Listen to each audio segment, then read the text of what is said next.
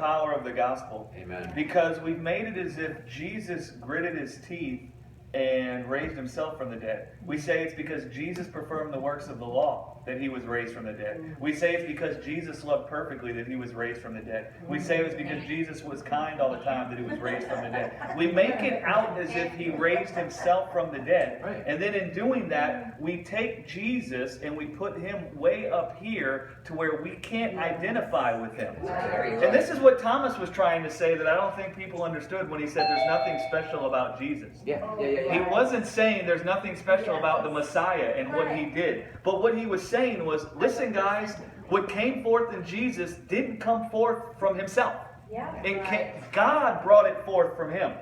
And he was the Son of Man. Right? And God brought everything forth we saw manifest in Jesus. So if God brought that all forth in this Son of Man, then that means God can bring all that forth in us, right? Now, we don't sit around and make it our goal to go do what Jesus did, but we recognize that God's the one who brought all that forth in Jesus, and then we realize God can also bring all that forth in us, and we don't judge ourselves by whether we see it coming forth or not, but we judge God as being faithful as the one that brings it forth in us.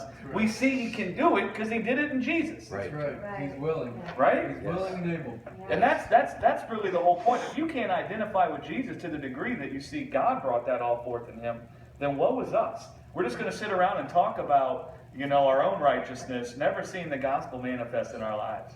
Wondering what's the problem. We must not be serving enough. We must not be having praise and worship for long enough. Guys, I've failed you. It must be we're not getting together at 8 in the morning and having corporate prayer.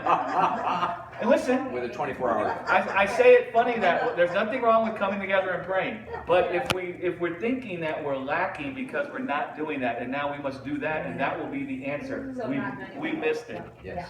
We've missed it. We've blown it. We don't understand. Yeah. You know, Right? it makes my heart